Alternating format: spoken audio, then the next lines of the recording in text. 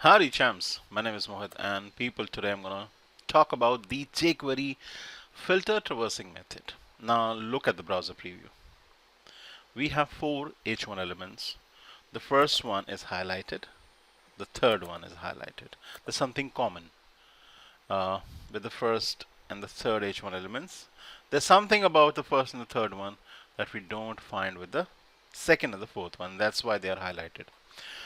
Okay, now this is the filter.html file and this is the filter.js file. Both are actually connected through the script tags out here in line number 7, filter.js, which immediately follows the jQuery latest library, the latest jQuery version, minified compressed version. That's in the local site folder along with the filter.js file.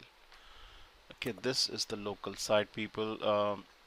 It has a lot of files which are actually pertaining to this document, and some are actually not for this document. Some extra files too. So where's the this is the filter, this is the file, this is the filter file, the HTML file that is, and we have the jQuery latest version. Okay, and this is the filter.js. So 1, 2, and 3. These are the only 3 files pertaining to this project, or this demo, or the tutorial, right? Okay, so through the filter traversing method, we could target the first and the third H1s. Okay, if you notice, the first one has one single I tag, italic. Only one word is italicized out here. In the second H1, 1 and 2, two words are italicized. In the third one, only one word, filter is italicized. In the fourth one, we don't have I tags at all. Open closing I tags are missing.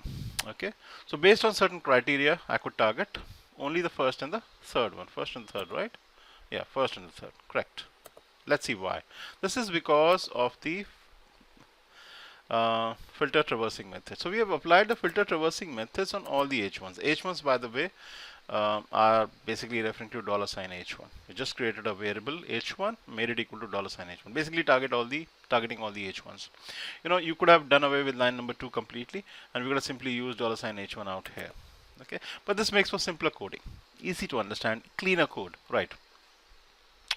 So using the filter method on the H1s, different H1s, and inside the opening closing round brackets, you run a function and pass in an argument index. Basically what this means is run through the different indices of the H1s, okay, and check if the function equates to true or false. Return index modulo operator 2 equal to 0.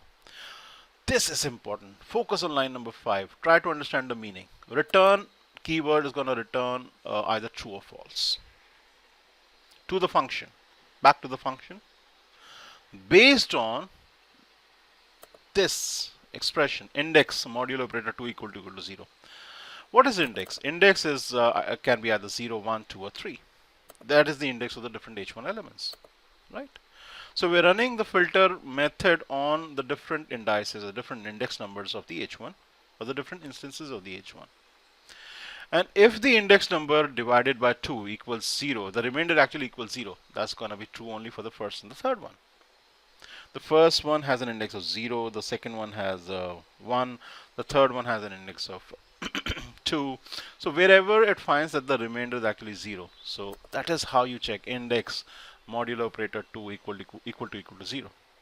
So dividing the index number by 2, 0, 1, 2, 3, these are the different index numbers, and getting a remainder of 0, that holds true for the first and the third one only, not for the second and the fourth one.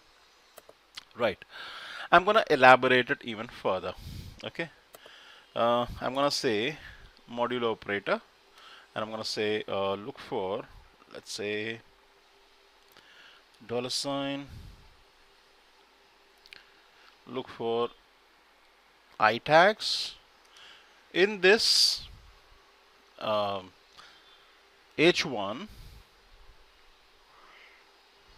and and check for the total number through the length method. We can procure the total number of I tags used. Does not actually mean the length of the word of the italicized word. No, it just means check for how many total words are actually italicized. Okay, and if that matches, let's say 1 for example, again return true. This is the OR operator. Okay, so if this condition or this condition is true, apply the background correct blue, or else do not, and check every H1 element for that. Okay, so let's say file and a save. Let's see what happens now. How does it actually affect the whole situation? Nothing has changed. Why? There has to be reason. I'm sorry. Let's go back out here. The first one has one single word that is italicized. The third one also has one single word that's italicized. So they were anyways highlighted itself. So is highlighting it again doesn't really matter. Doesn't make any change. So what I'm going to do is I'm going to change the number to a 2 out here. So looking for all italicized word in this H1 element and checking to see if the total number of italicized words equals 2, in which case apply the highlighting or apply the background caret blue. So this should target one more element, which is the second one, because if you remember, it has two italicized words, the filter and the heading out here. Okay, right. Now let's use the OR operator again, and let's make it even more complex. This time I'll keep it real simple. Check to see if the index number is actually 3. That's going to target. Index number 3 is true only for the fourth one. So it's going to target all 4 of them now. All 4 H1 elements. Right. So I think I didn't save the document. Let's say file and a save all. And let's do a check again. Must have made a small error. This is going to be a double equal to. We are not assigning a value, but we are checking for that value. Okay, now everything should be fine.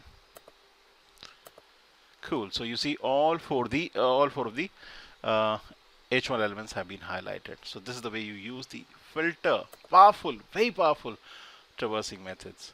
Some people like to use the H1 filter and then put a class name. That's a very simple example. So I find that you should actually use it with such functions with complex expressions to check if they actually equate to true or false. If it's true, the formatting, the color formatting, background color formatting, or whatever it is that you're applying gets applied, or else it does not. So people, I hope you found this information useful. You have a good day. Please sub if you already haven't. Please subscribe, that is.